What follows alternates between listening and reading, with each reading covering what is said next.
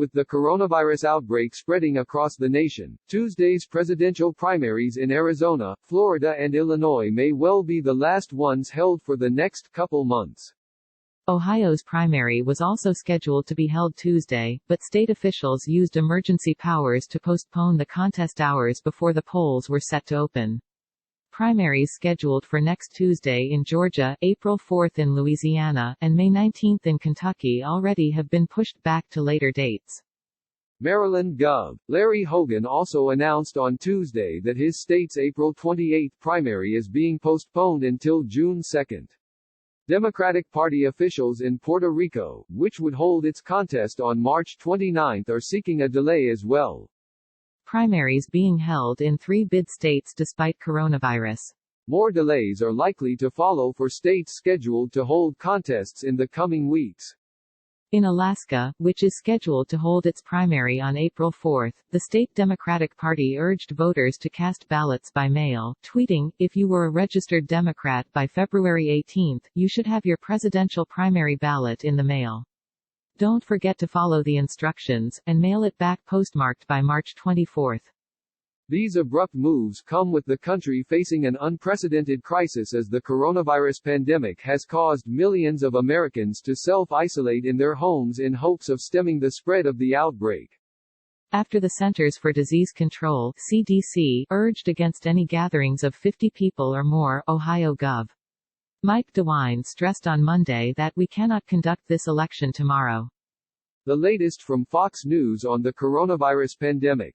Down the road, but also very much up in the air, are the biggest political gatherings of the year, the Democratic and Republican presidential nominating conventions.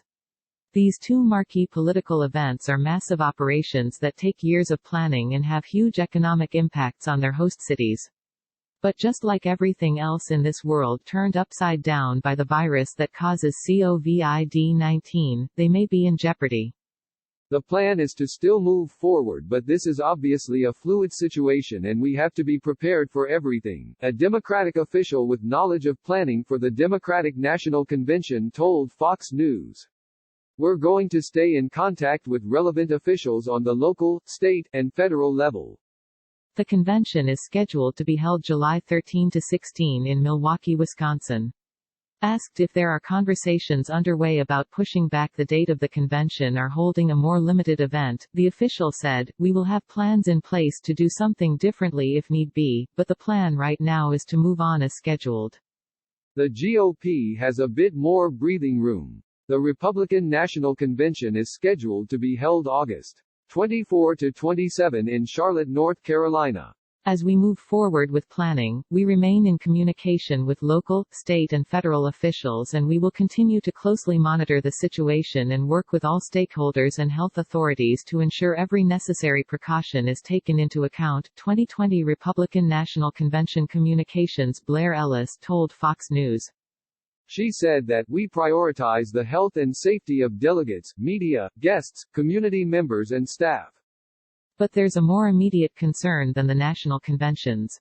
Officials have already postponed some state party conventions, where the delegate process initiated during the primaries and caucuses continues and delegates who will represent their states at the national conventions are chosen.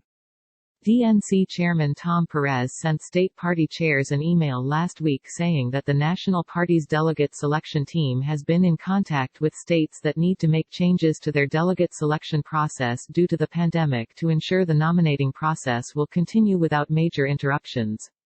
Longtime Democratic National Committee member Kathy Sullivan, a veteran of the Rules Committee, noted that some states will need a waiver to change their approved delegate selection plan.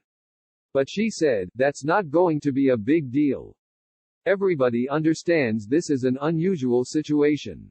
I think with the technology nowadays, these sorts of things can be handled."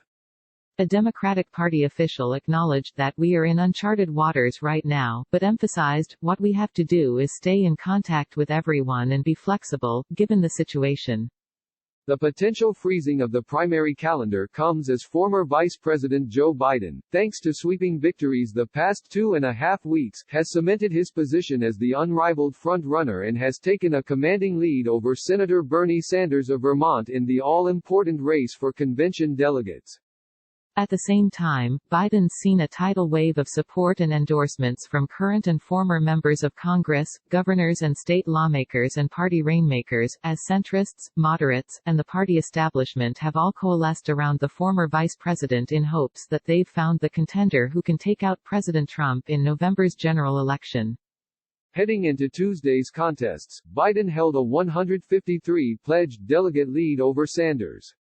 And while he's expected to pad that lead in Arizona, Florida, and Illinois, where public opinion polls indicated he held large leads over Sanders, the former vice president will still be far short of the 1,991 pledged delegates needed to clinch the Democratic nomination. That's raised questions and concerns that Sanders, even if he suffers 3 more defeats on Tuesday, may stay in a contest that is being frozen in place by the global outbreak of the virus. On the eve of this week's contests, Sanders in an email to supporters stressed that this primary is far from over.